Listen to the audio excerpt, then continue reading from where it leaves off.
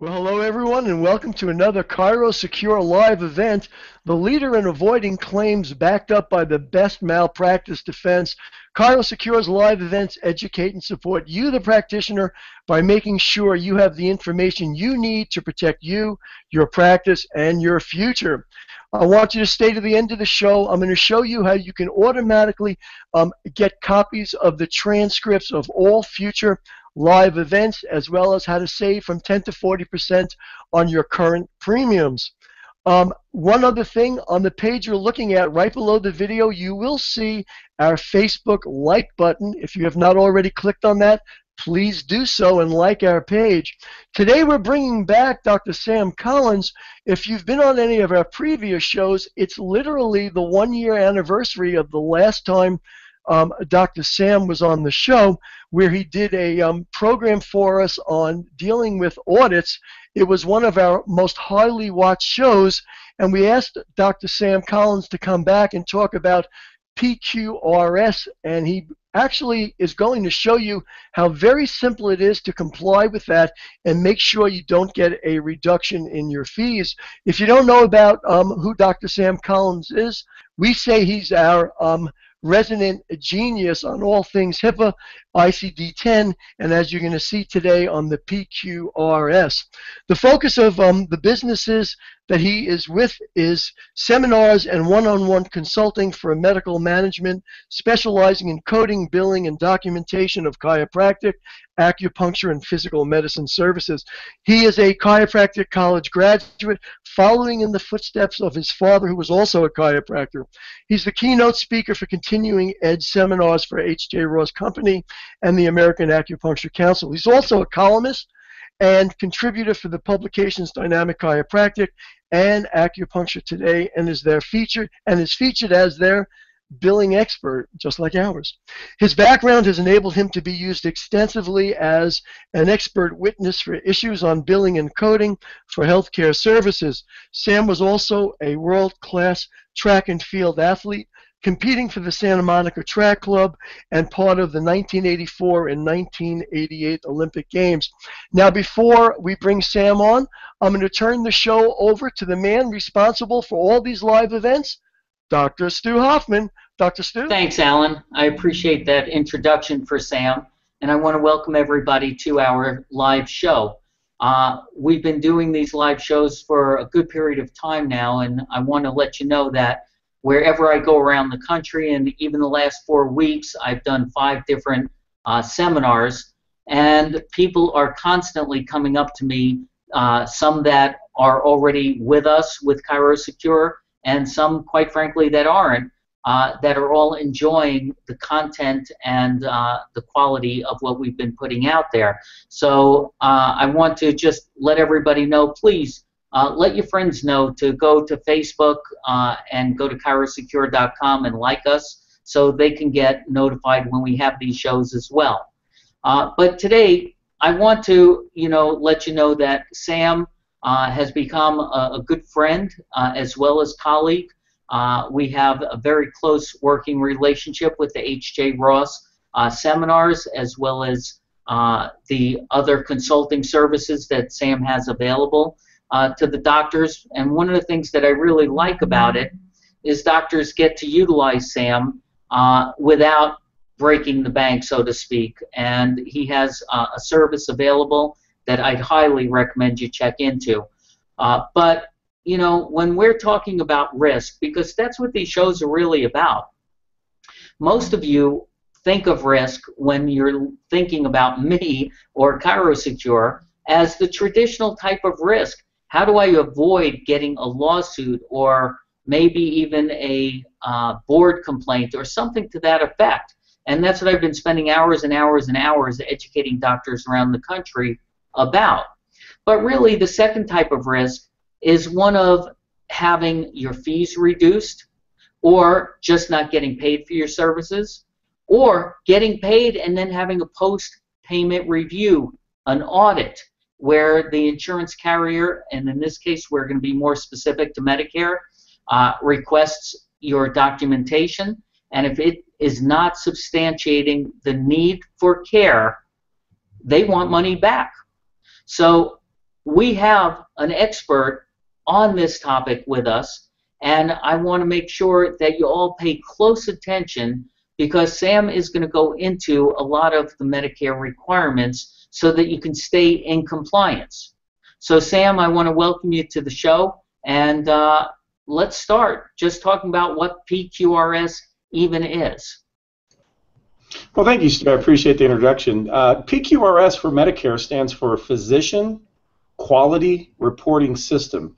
And most people have been intimidated by it, thinking, what the heck is it? It's actually been around since 2007 and has now become to the forefront because I'm sure a lot of doctors have gotten a letter from Medicare probably late last year that says, since you were not compliant, your Medicare fee is going to be reduced 2%. Now, to some, that may not be that big a deal, but it's about $1 per visit. And so if you multiply that by thousands of visits, that certainly could be substantial money.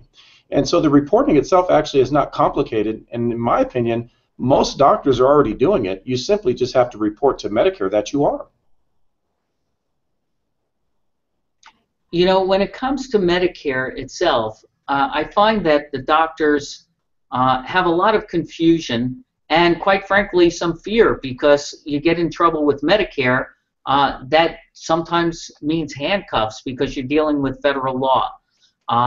And when we talk about Medicare, let's start by going into you know, the documentation that you're referring to with the PQRS, because that's the other way other than taking X-ray to be able to accept and take care of a Medicare patient chiropractically. Isn't that true?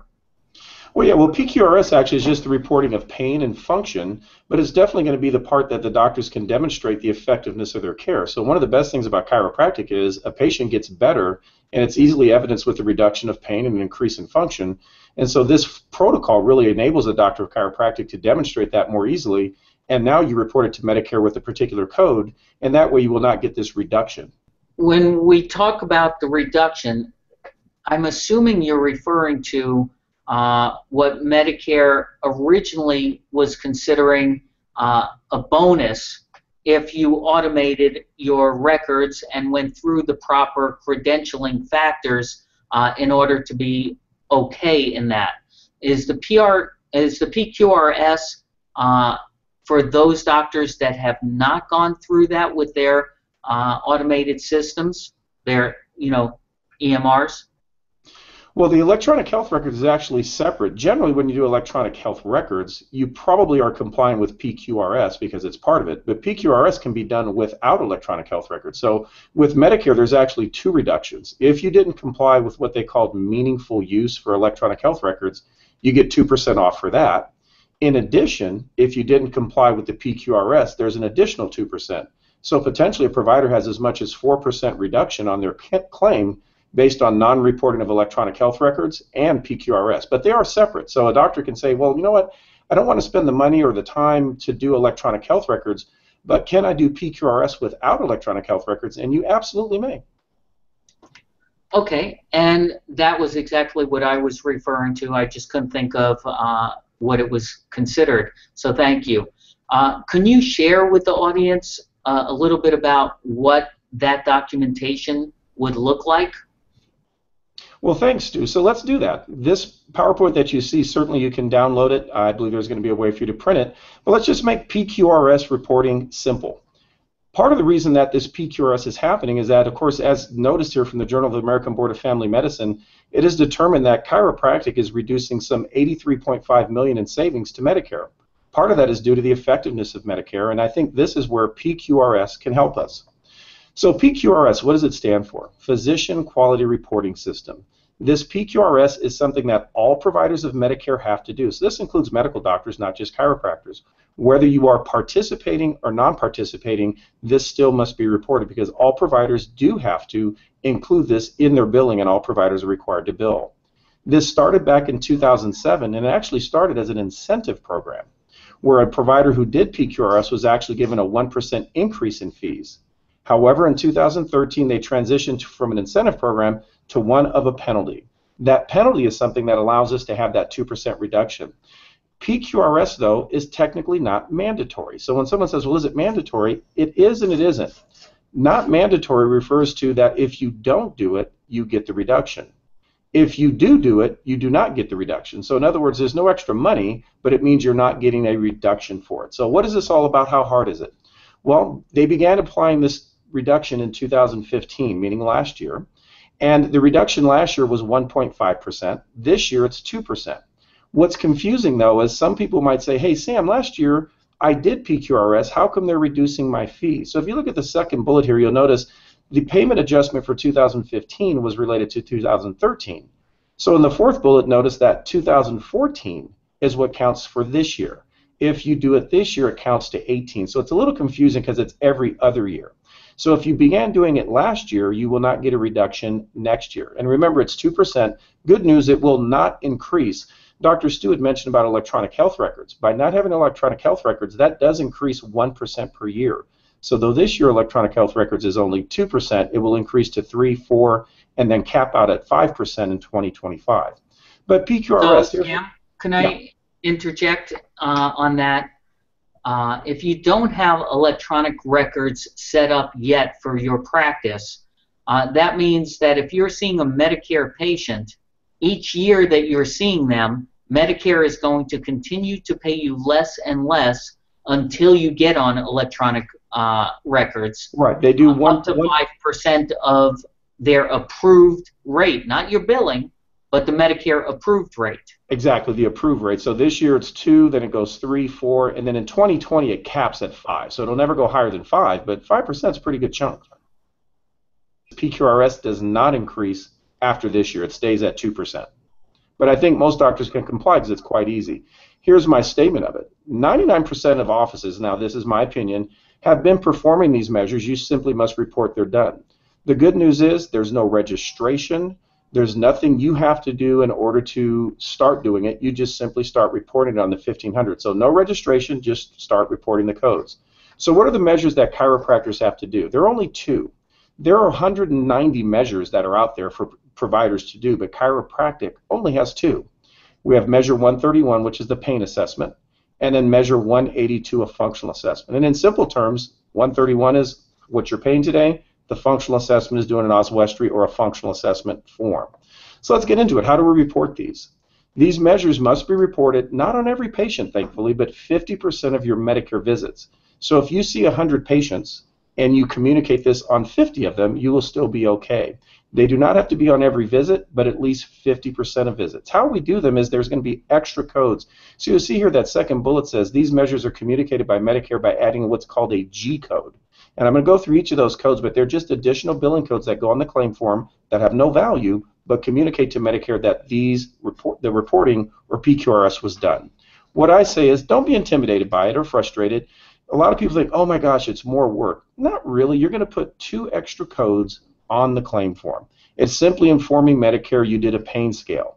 And as you can see in the third bullet, it says a verbal pain scale by the patient satisfies it. It need not be a form. The functional scale does require a form filled out by the patient, but only once every 30 days. And that could be your simple neck disability or oswestry, but many others. So let's do the pain assessment.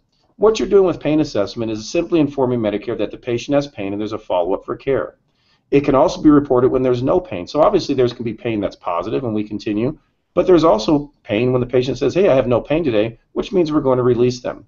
There is reporting situations also that what if you have a patient comes in and they refuse to tell you their pain? So there's lots of ways of recording this. It's not just a simple yes or no, they have pain. There could be other issues. So let's do the more common ones.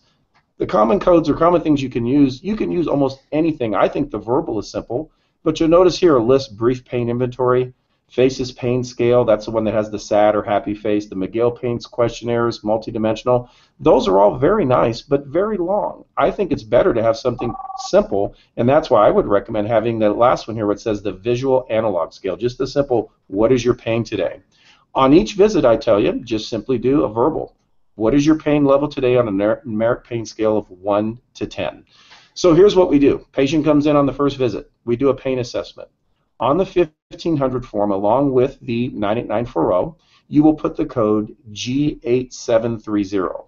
So you notice here that line of billing has 98940 AT, and just below it, it has G8730, and then you'll notice across, the price of it is 1 penny. Medicare does require that we make it a penny. It has to have a little bit of value, but it's not something we collect.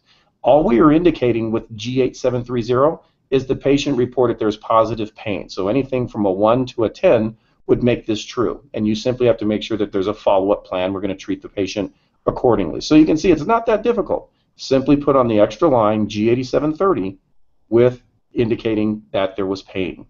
Note again, no value, and again, every single visit, however. So that means you're going to have one code just for that. But let's do it. What about a patient that comes in and you're done treating? They feel good. Their pain assessment is documented as negative. You will put on the claim for G8731 on that visit. And what does that indicate to Medicare? Their pain today was negative. In other words, the patient says, Doc, I'm feeling good. There's no more pain. I'm going to release you. So that's pretty simple. I think those are the two we're going to use most commonly. G8730 when the pain is positive, G8731 when the pain is negative. However, there can be other issues that may come up with a patient, so let's go into some of those. Sam, before we go on, can we go back to the last one, the G8731? A lot of the doctors on our end of the profession are used to taking care of patients, whether they be Medicare or not, that aren't in pain, because if they're looking to detect and correct vertebral subluxation, sometimes there's pain present, but sometimes there's no pain whatsoever. And if there's no pain, does that mean that they have to be dismissed off of Medicare, or they can't be billed, or you won't be paid? Because we're being paid for the correction of a subluxation, and that's not always a pain. A pain is not always an indicator of if they're subluxated or need an adjustment, either which way. So how does that come together? Well, that's good that you bring that up, because Medicare does require, if there's no pain, they're going to consider the care as maintenance. Now, that doesn't mean you can't treat the patient, but if they have zero pain and no dysfunction, Medicare is not going to consider that a corrective care. Now, from a chiropractic standpoint, I agree that we are correcting subluxation. But what Medicare says in order to be paid is that there must be subluxation with a secondary neuromusculoskeletal condition that will give some level of pain. So if you have a patient with zero pain, that's fine, but that would be a maintenance patient.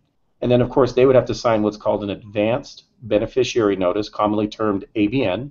And then that way you would inform Medicare that it's a maintenance visit once they've signed that form, by billing your adjustment code or CMT code with modifier GA to indicate that it's maintenance or non-paid by Medicare, so the patient is liable. Only when there is pain or there is going to be a correction in the sense of reduction of pain or increase in function can we bill with an AT. So if we have a patient that's more maintenance, more just, I will say supportive care, Medicare will not cover that. Medicare will consider that a maintenance visit. Okay, so there's still a little bit of confusion for me, and I just want to say the way you present all of this is very clear and concise, and quite frankly, I think it calms all of our nerves a little bit because of what you're presenting, but also how you're presenting it. So I want to thank you for that. But when it comes to a Medicare patient showing up in your office, I'm just envisioning somebody coming in, and maybe they did have pain on the first date of service, but they come in, and maybe they come in 3 times a week for a couple of weeks, and in the second week, the second visit, they say, man, I felt better for a day, I don't have any pain today whatsoever, but they were already scheduled.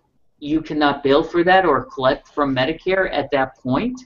And how do we separate, again, maybe the pain from the function, because you can't always predict when you're scheduling a patient whether they're going to be in pain or not, because there still can be dysfunction, which is what I was saying, if there's a need for an adjustment. Well, here's what I would say to that. Medicare patients are generally older patients, and you're probably never going to get to a 0 on the majority of them. However, let's just take what you're saying. The patient comes in and says, I feel 0 pain. I would question that, and let's palpate. Is there tenderness? That's going to be a pain. Is there going to be pain with range of motion? So the statement that I have 0 pain I would question and say, do you mean zero, that it feels perfect and there's nothing wrong? Because if that's true, then of course the care has worked. We've done what we're supposed to do based on the Medicare protocol. But if we look further at the dysfunction, because maybe a patient's pain is reduced, but do they still have dysfunction in the sense, is there pain on palpation? Is there a reduction of range of motion? Is there some type of asymmetry? And so that certainly could be something that we could be looking at. But I would say we want to be careful that if we're saying zero pain, Medicare is going to give us an issue that they're going to say not medically necessary. So I appreciate that follow-up because, again, just because the patient may come in reporting excellent results does not mean that there wouldn't be a finding of some discomfort or pain based on your physical measures. That would be correct. And you got to figure, a patient's obviously going to improve quite a bit within even just a series of a few visits. But does that mean they've reached the goal you were expecting? In my opinion, generally not. And that was my exact point. Sure, but I would say there's more to it than just reduction of pain. Perfect. Thank you. So yeah, G8731 is when you're basically saying treatment is over. So before I would report that and a patient says they have zero pain, though I don't think that happens often, but let's say they do, you better check to make sure there's tenderness or something, because otherwise Medicare will review that note, and we both know Medicare is auditing more. If they see the patient's at a zero, very likely to say, we don't think this patient needs any further care. And so hence why we have this code. And so I would just tell the doctors, implore them, if they're reporting a zero and they still think they need care, they're going to have to give me something more in the notes that indicate, well, what is there? Is there palpatory tenderness? Is there a reduction of range of motion? Because it's not only pain. So here's what we have. So G8731 most common. G8730 when there is pain, and remember that's a 1, or G8731 when it's zero pain. And what this means is that we're going to have the patient release. Realize that this is probably going to be the most common. You're probably going to have a patient either with or without pain. But there can be other issues that come up. So here's the issue that comes up, I think, that some doctors have come into. The patient comes in and refuses to tell you their pain. I've had patients tell me that I don't want you to tell me what you see. And I'm not going to even argue with them. I'm going to say, okay, fine. When the patient refuses, you record it by saying G8442. So if the patient says, I don't want to tell you, or realistically, what if the patient is in such physical incapacity that they can't tell you, or that maybe it's such an urgent situation you just go right to treatment? That's probably not typical for chiropractic. Remember, we use these not just for chiropractors, but certainly don't be afraid if a patient refuses or just has an incapacity for it that day, you can report that also with G8442. Remember, we just have to report these on 50%. So if we have this issue come up, this could get reported in between. So that you might have every visit recorded with 8730, but then because of a patient's refusal, there could be a visit in there with that G8442. There's another scenario that comes up. The patient comes in with the G89 or comes in with pain, but you forget to write a treatment plan. Now, I doubt this may happen often, but nonetheless, the patient comes in with pain, but they're ineligible because we can't form a treatment plan. I don't think it's likely, but remember, there's always these options should it comes in. So technically, G8939 means pain is positive, but no follow-up plan due to patient ineligible or incapacity. Maybe they're in such severe pain, you just send them out to emergency room. And again, not typical in a chiropractic, but I will say possible. So next one. Sam, these are good points that you're raising, and I don't know if everyone is grasping it as good and as much as they should, because with the insurance audits that we get to see, and I know you certainly get to see them all the time, we refer the doctors to you as well. A lot of the insurance audits, when it comes to Medicare, our error rate in chiropractic is astonishing.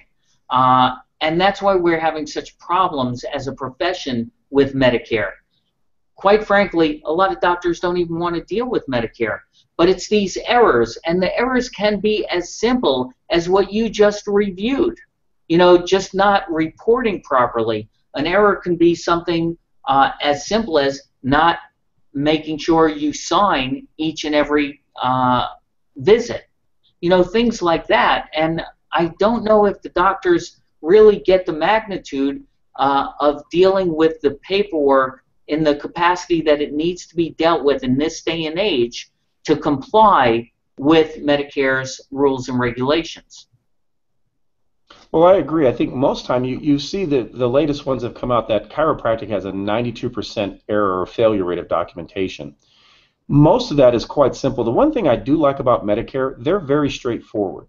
They tell you exactly what they want and how they want it. Now, that could be another episode for us to do here for a webinar, but if once you follow those rules, they're actually not hard. You just have to know what they want. And one of the things you pointed out, and I think this is a high rate, I would ask every doctor listening to this, how many of you sign your full name at the end of the treatment note on each visit? If you're not saying yes to that, you have failed the Medicare audit. So even though your notes could be perfect, because you failed to sign them, Medicare is going to reject them. Now, that's an easy one to fix to Medicare, but again, it's little things like this that often are just misled or doctors misheard that they thought, oh, I thought initials were okay. Not for Medicare. And remember, an electronic signature is fine also with electronic health records, but there must be, at the end of each visit, a signature or a statement that these are your records electronically. Can we also interject something that you and I have spoken about too?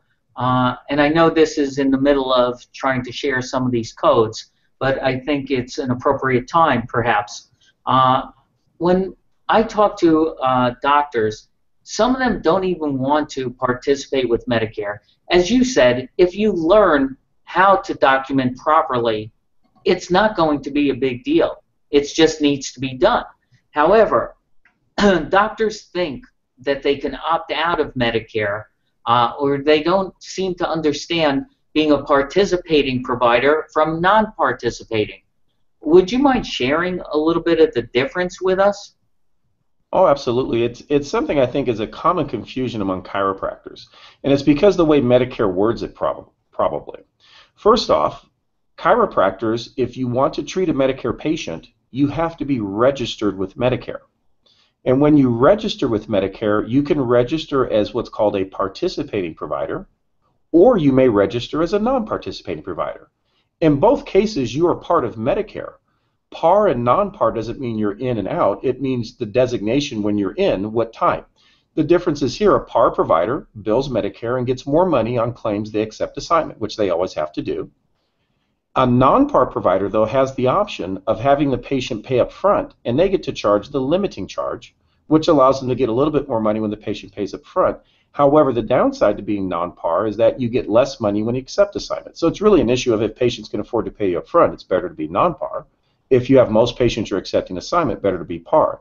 In either case, though, you must be registered with Medicare.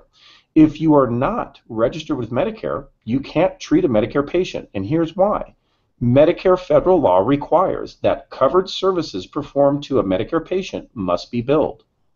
The only provider who can bill these covered services is a registered provider. So if a chiropractor chooses to not be part of Medicare, they can't bill, which means they cannot see the patient. So the reality is, pardon me, if you're not registered with Medicare as par or non-par, you actually cannot treat a Medicare patient, even for cash. And I know that a lot of people get upset, like, what do you mean? That's the rule. So my rule is make sure if you want to treat people over 65, you've got to register with Medicare, par or non-par. But Dr. Stu, one of the things that I think a lot of doctors forget is you can have people who are younger that have Medicare. For instance, a person who's been disabled for 2 years or more permanently will get Medicare. You can have the instances of a child or a spouse that has passed away or a parent that's passed away, and that person could also have Medicare. So this could be more than just people 65, but my rule is there's so many people over 65, why would you not want to be part of Medicare when it pays roughly $40 for a 941? And that's better than most managed care. It's just understanding the Medicare rules. The nice thing, Medicare does give us the codes they want. They give us the severity based on those codes. You can know if you pick a high-level code, you can get 30 visits, a low-level code, 10 visits. But the key factor here is doctors have to be aware you must register with Medicare, and don't fall to this falsehood for chiropractic. You may not opt out. Opting out is a very specific term that only medical doctors actually can do. Physical therapists actually, or no one else other than a medical doctor, can opt out. When they opt out, they can still treat a Medicare patient, give them a receipt or a super bill that we're all familiar with, and the patient can bill Medicare. For chiropractic, there is not that option. A Medicare patient cannot bill chiropractic claims themselves. The chiropractor must. hence why we must register. So something to be very careful of. I've had several doctors get in quite a bit of trouble and refund a lot of money and had fines based upon having a Medicare patient come in, pay them cash, they weren't in Medicare, Medicare finds out, all that money is to be refunded, and there's fines on top of it. I think that that was a home run for people that are, participating in this show, Sam, because that is something that, I get all the time from doctors, but also, especially the newer doctors, and I can appreciate that as well. But a lot of the times with these doctors that say, well, I'm not even going to participate with Medicare. As you said, you're still going to take care of people that need chiropractic, and you're still going to get paid well if you follow the reporting program. And the other part of it is, if you're going to work with any insurance, you still need to follow proper documentation, and this is a cookbook, in a sense, of how to do it in an easy, accessible way. And I really like that, because so many doctors tell me, I'm just going to be cash. And so like this last weekend when I did a risk management seminar, I said, we cover the defense of insurance audits. So how many of you in here will tell me that you're a cash practice? And, a number of hands went up. And I said, are you really cash? Or are you just a prepaid office? Because you still are giving 98% of the doctors that say that, not 100, are still giving receipts to the patient that need to go into the insurance company for the patient to be reimbursed. A little different than what you described with Medicare, but even with the traditional insurance, those doctors are still susceptible to an audit, because as a licensed provider, they still have the obligation of being required to demonstrate the need for the services that they're performing. And so when you're talking about Medicare in that way, about participating, not participating, registering, all of that, I think that's really important that our doctors understand that difference. So thank you for making that point as clear as you did. Yeah, and I would dovetail onto that also. If you're a cash office, your state board and licensure and really just community standards require that that patient is still going to have the same level of documentation that any other patient would have. Why are they not entitled to have the same type of level of care and reporting of that care? Because remember, you can do all types of care, but if it's not documented in that way, regardless of what you said you did, it's what's in the note. And I would say to most docs, follow a pretty simple protocol of Medicare, and if you use that for all insurances, I will guarantee you will never have a problem having your documentation missing any elements, and it just becomes the standard. Once you get used to it, it's as simple as doing just shoddy documentation, because you're still documenting things. Might as well make sure it's the right thing. Okay, where do you want to go from there? Well, let's just continue on. Let's go with the pain assessment. So we did when the pain assessment is positive, when the pain assessment is negative, or the patient refuses, or let's say, oops, you know what, we can't have the follow-up because this patient has got something emergent. Well, here's another example of, again, what if you just go, you know what, I forgot. And let's face it, it's going to happen. That's why it's called a chiropractic practice and not a perfect. Sometimes things like this may happen. You'll go, oh my goodness, today we forgot to ask the patient the pain. Not a big deal. If you forgot to ask the patient pain on that day, you would just report with the code G8732. That code just simply tells Medicare, you know what, I forgot. No big deal. Okay? So again, a non-issue there. There's one other final one that you can report that you're going to say, you know, the pain assessment was positive, but we forgot to write the treatment plan.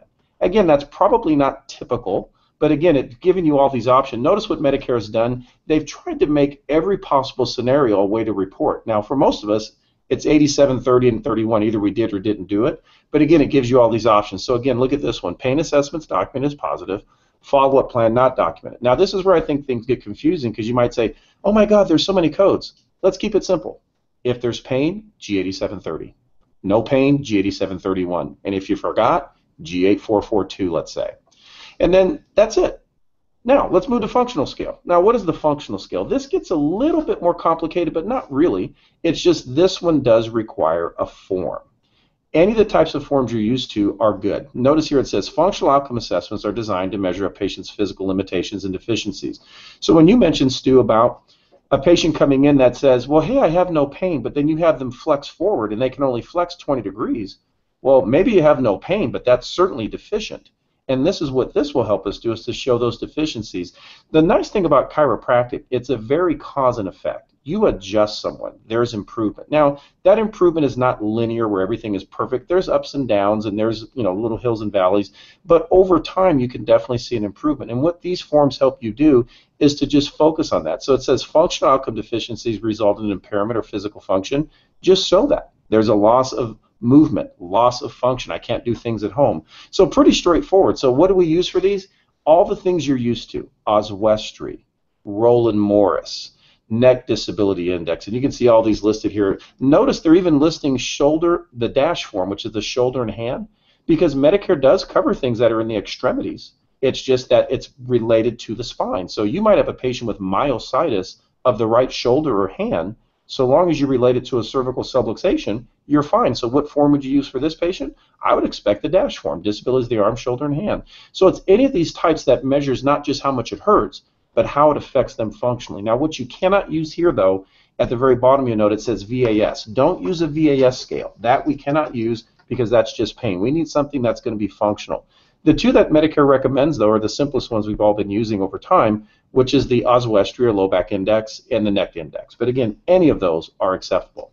Here's an example of the Oswestry. And you'll notice the first question is about pain, but notice every other question is about functional things. Can you take care of yourself? Can you comb your hair? Can you lift? Can you walk? Can you sit? How can you stand? Sleeping? And what I love about a form like this is, think of how much less work it's for you, because the patient fills this out before the visit and you simply score it. And again, the nice thing is, not every time. This is done on the initial visit and basically every re-exam, or at least every 30 days. And again, what does this help us do? Demonstrate the effectiveness of care. Here's what I love. Medicare now is going to see how effective chiropractic is, because this means we're going to have all these follow-ups that show the improvement. And even better, let's imagine over time when Medicare is collecting all of this data, what if they start noticing that, do you know every person that goes to a chiropractor is having far less issues with blood pressure? We all are familiar with the Dr. Dickholt study from the University of Chicago where blood pressure was lowered. Now I'm kind of giving big picture here, but again, these type of assessment helps our profession because it really is the chance to demonstrate, hey, when you get rid of these subluxations, yes, it may get rid of that immediate pain, but what if it starts correlating to all these other things that after 10 years we notice people who go to chiropractors don't have X, Y, and Z type issues that people that don't go to chiropractors. So I'm really for this. As much as it may seem like a hassle, I'm for this. But again, think of it. Most of us do these anyway. We've been doing them for years. So nonetheless, I'd say let's just make sure we tell Medicare we've done it. So when the patient's done this form, we simply report it to Medicare. We're informing Medicare that this is done. We do it on the first visit and the follow-up. So it says here, we're informing Medicare when there's a functional deficiency and there's a follow-up plan of care. This measures to collect data when functional assessments are conducted. It can be reported when there's no deficiency, just like when there's no pain. And there's also situations, again, if you forget. So just like the other one, there's all those separate situations. Obviously, the most common is doing it as positive. So here's what we have to remember. It's only once every 30 days. It is not required on every visit. So again, every 30 days is when we do it, but we still report on it each time they come in. So let's get into the reporting. When a patient comes in and they have a functional assessment done and it appears as positive, there's some sort of dysfunction, we report it with the code G8539. It appears on the 1500, and you notice here I have another little cutout of it. Notice 98940 AT, G8730 because that's telling them that there was a pain scale, and G8539 means there's a functional scale.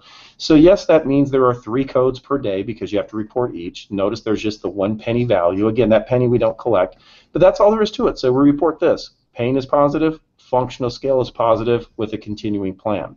Now, because we only do this every 30 days, what do we report on the next visit? Well, here's what we report on the next visit.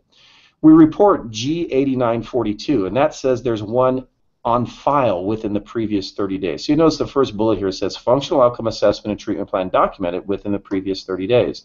So if I do one today, for the next 30 days, or the next 30 days when patient comes in, I'm going to report G8942 on the 1500 to simply inform Medicare there is a functional scale on file.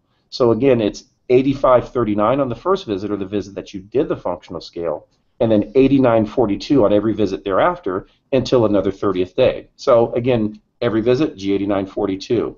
But there's going to be issues where the patient comes in and maybe something appears where we've got a problem. Well, the first thing would be here, what if the patient comes in and, like you said, Stu, the patient goes, I feel great, everything is doing well, we do the functional assessment, and it comes up almost to a 0.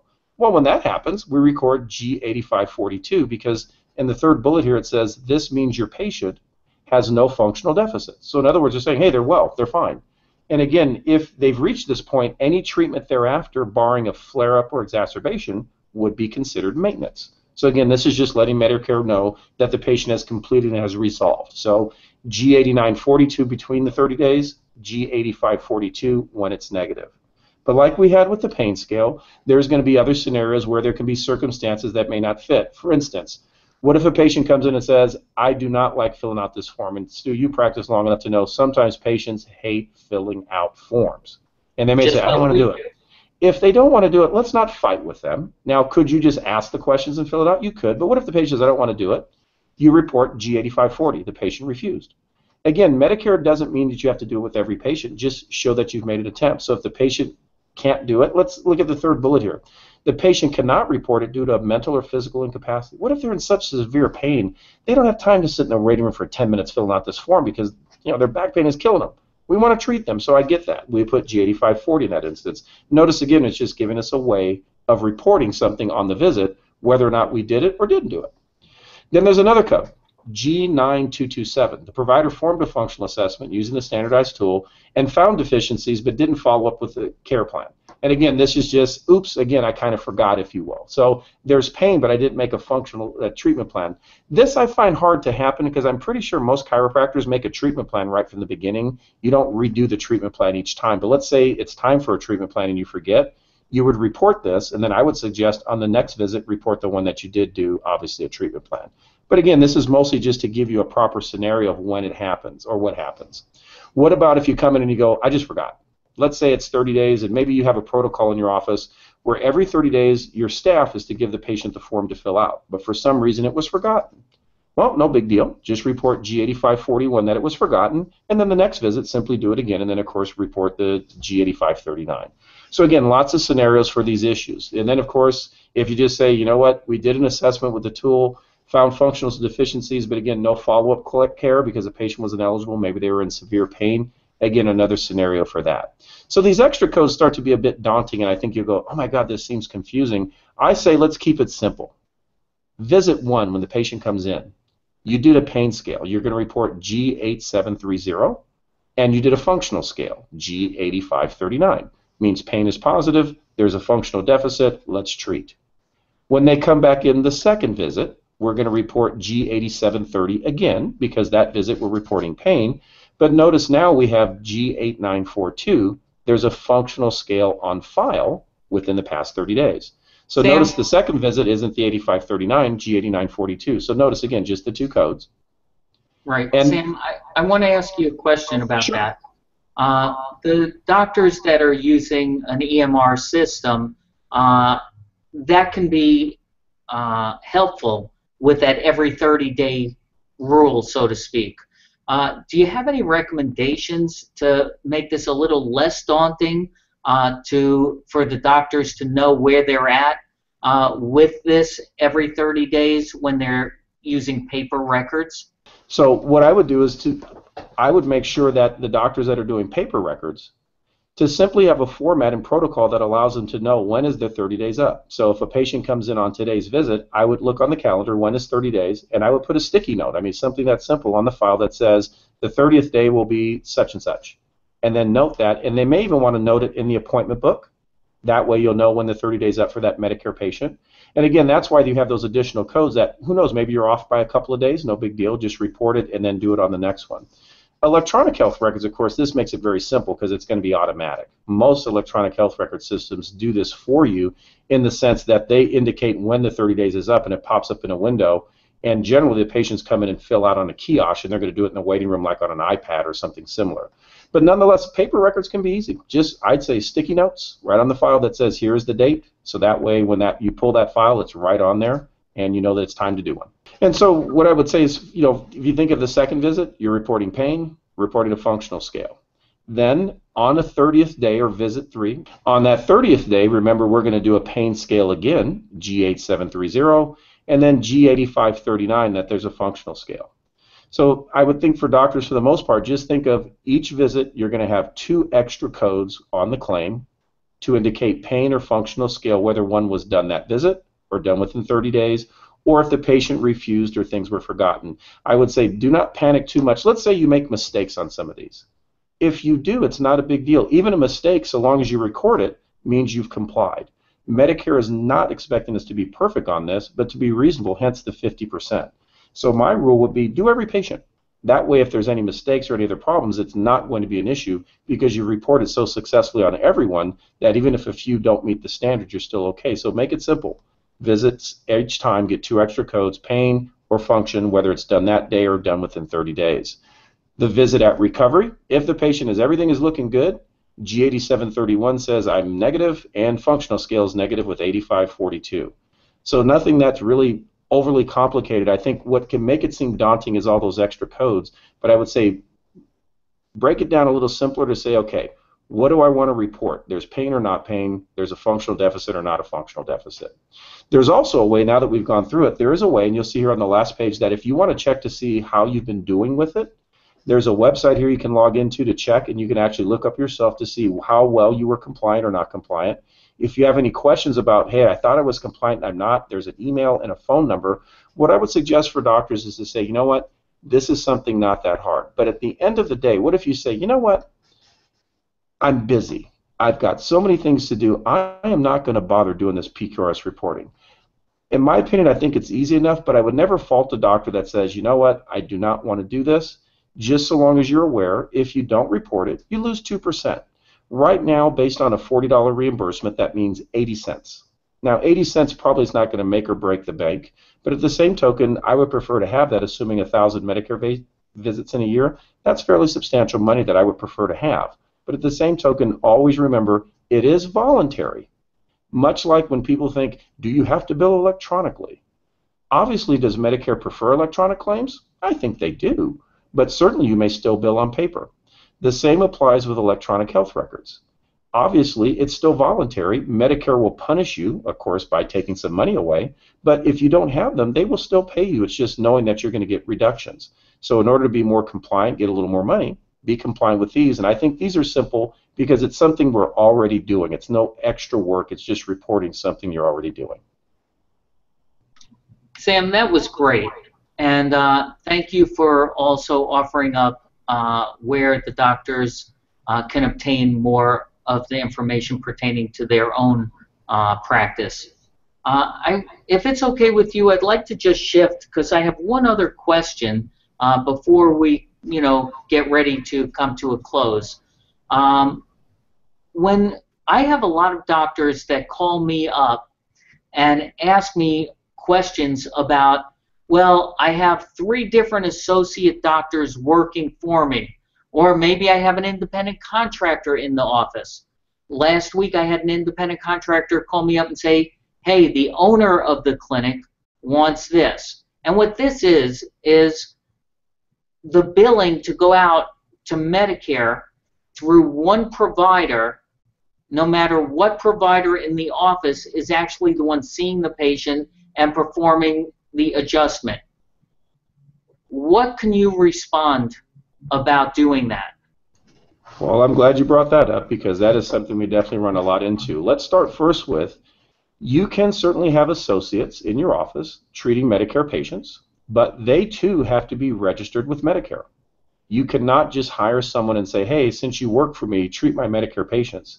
They cannot. They too have to be registered. And what is required on the billing is Medicare, and any insurance, frankly, is going to require on the bill to indicate who did the service. So on a 1500 form, if you go to the block 24, if you look to the very end, you'll see block 24J, and it says MPI. that's where you would put the MPI of the provider who actually did the service. So even though we might have a company we call ABC Healthcare, if you treated the patient, your MPI number would appear on the line of services you've done, and then another provider's MPI would appear on the line of services they've done. You cannot bill as far as the provider of service under another provider. We can bill under a corporation, but you cannot bill as that person. You must indicate that you did the service, which means they all have to be registered.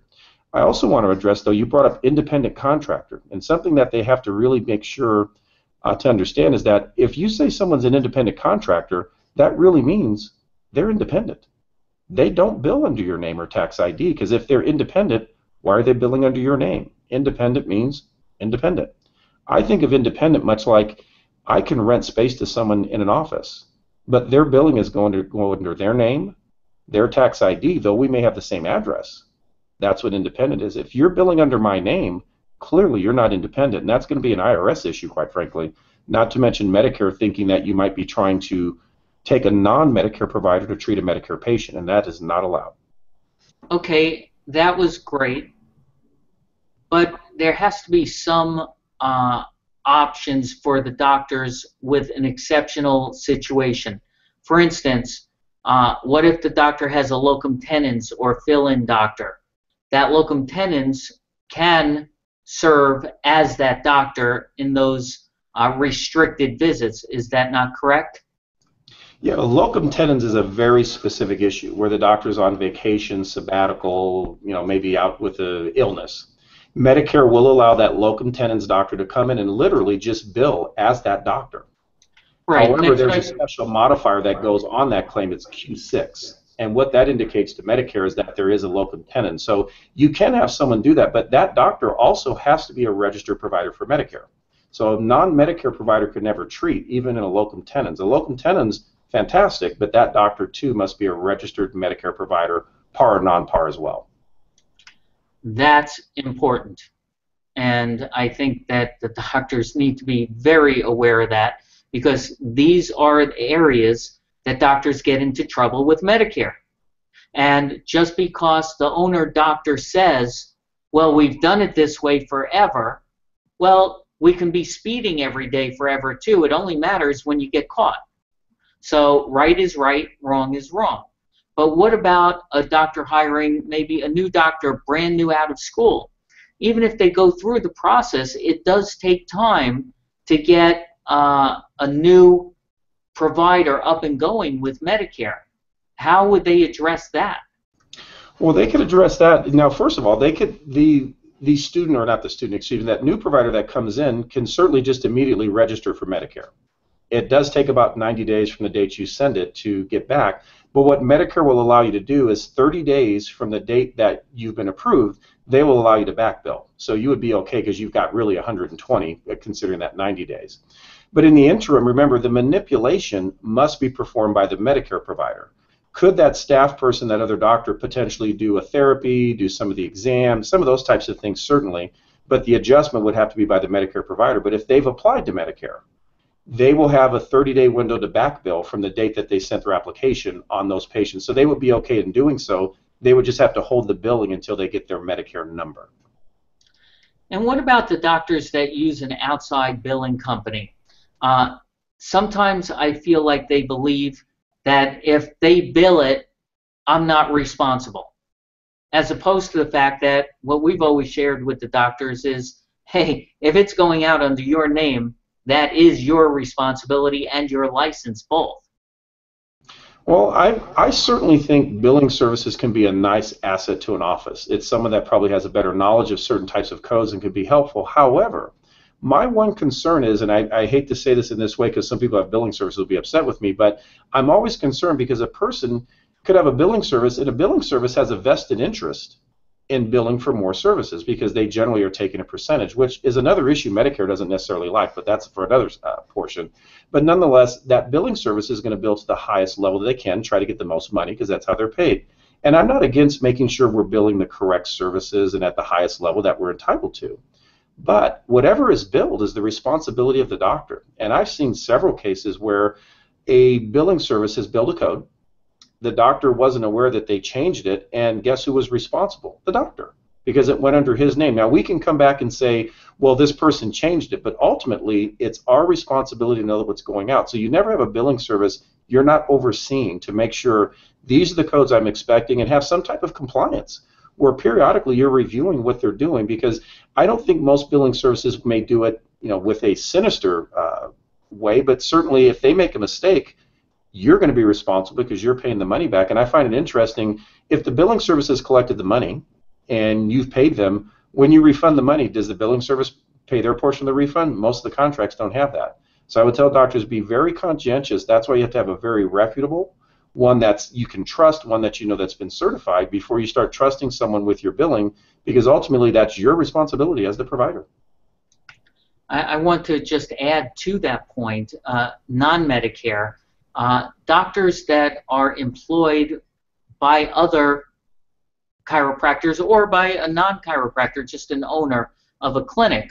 If you don't know what is being billed out under your name, whether or not it's been changed from the coding that you may have checked off or whatever the situation is, it's still ultimately your responsibility, because we've had too many times where a licensing board comes in because there's a complaint, and that doctor, the excuse can't be, I didn't know, I'm just an employee. So I just wanted to add that to what you had to share, Sam, and I just want to thank you for all that you do. You provide such a valuable service, and like I said earlier, the way you present, I've heard you present at seminars, and you do unbelievable seminars.